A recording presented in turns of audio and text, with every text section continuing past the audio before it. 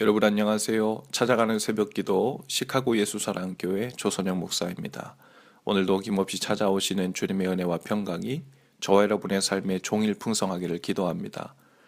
찾아가는 새벽기도는 기쁨의 언덕으로라는 연합감리교회 말씀 묵상집을 본문으로 사용하고 있습니다.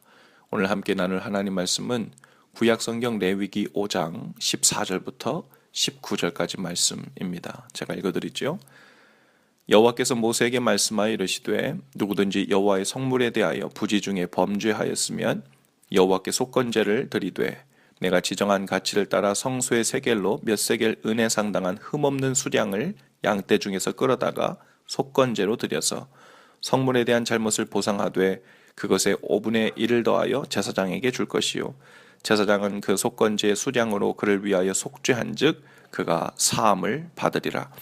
만일 누구든지 여호와의 계명 중 하나를 부지 중에 범하여도 허물이라 벌을 당할 것이니 그는 내가 지정한 가치대로 양떼 중 흠없는 수량을 속건제물로 제사장에게로 가져갈 것이요 제사장은 그가 부지 중에 범죄한 허물을 위하여 속죄한즉 그가 사함을 받으리라.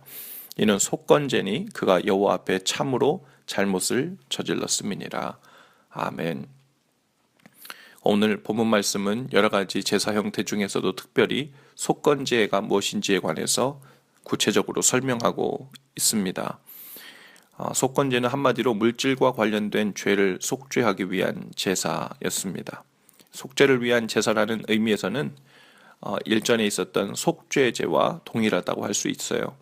그러나 중요한 차이점은 속죄제는 돌이킬 수 없는 죄에 대한 속죄를 위해 드리는 제사인 반면에 속건제는 돌이킬 수 있는 죄에 대한 사죄와 보상을 위한 제사였습니다.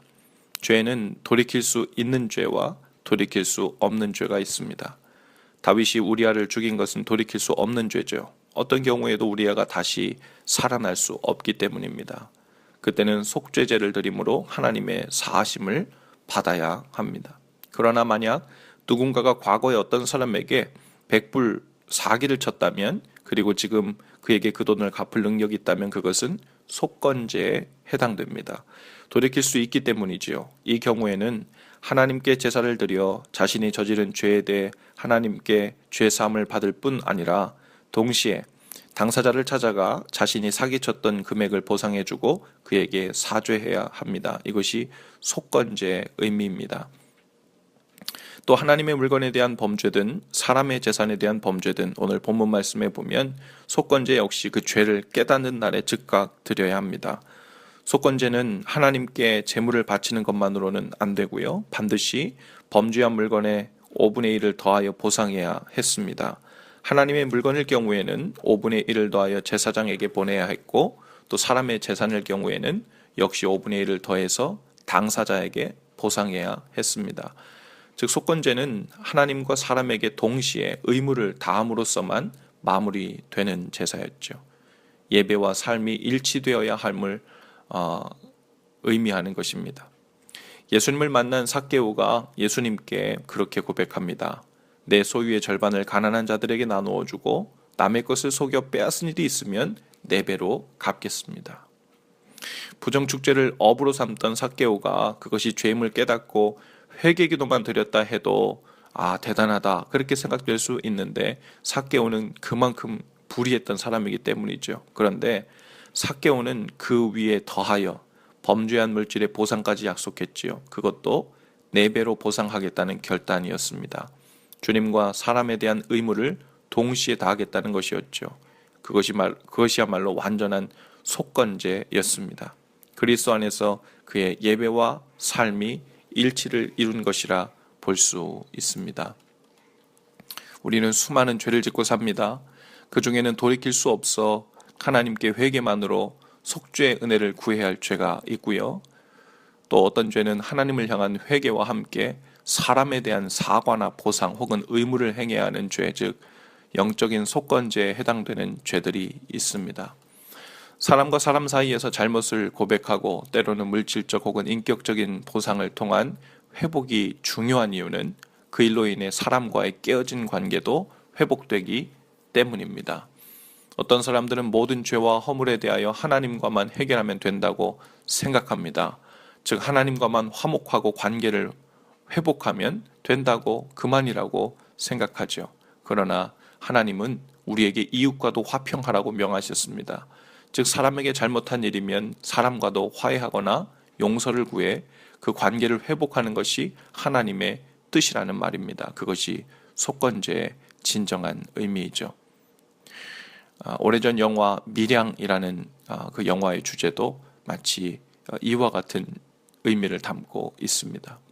오늘 우리의 삶 속에서 회복해야 할 깨어진 관계들이 있습니까? 속건제에 해당하는 죄를 하나님 앞에서만 고백함으로 마음의 위로만 얻으려 했다면 그것은 반쪽 회개입니다. 주님은 우리가 사람들과의 관계도 회복하기를 원하세요. 상대의 마음까지 우리가 어쩔 수는 없는 일이지만 우리 편에서 할 수 있는 화해와 고백, 때로는 용서의 의무를 성실히 감당할 수 있기를 바랍니다. 그것이 주님께서 명하신 가장 중요한 첫 번째 계명이자 새로운 계명인 사랑하는 계명입니다. 저와 여러분의 삶에서 속건제를 드리는 마음으로 이웃과의 관계 회복에도 승리하셔서 영적으로뿐 아니라 관계적으로도 회복을 경험하는 복된 날, 복된 자녀 되실 수 있기를 바랍니다. 기도하십시다. 주님, 주님의 뜻은 하나님뿐 아니라 사람과의 깨어진 관계도 회복하는 것임을 믿습니다. 오늘도 속건 희생제물을 드리는 마음으로 잘못을 자백할 수 있는 용기를 주시고 또 용서가 필요한 사람에게는 주님께서 제게 먼저 베푸신 용서의 은혜를 따라 용서할 수 있는 마음도 주셔서 하나님과 사람 사이에서 깨어진 관계로 인해 마음의 감옥에 갇히거나 혹은 누군가를 마음의 감옥에 가두어 두는 일이 없게 하여 주옵소서. 주님 앞에서 그리고 사람들 앞에서 화평하고 또 건강한 관계를 모두 회복되어 하며 사는 그 은혜를 허락해 주옵소서. 예수님의 이름으로 기도합니다. 아멘. 여러분, 오늘도 예수 사랑으로 파이팅입니다. 내일 아침에 다시 찾아뵙지요.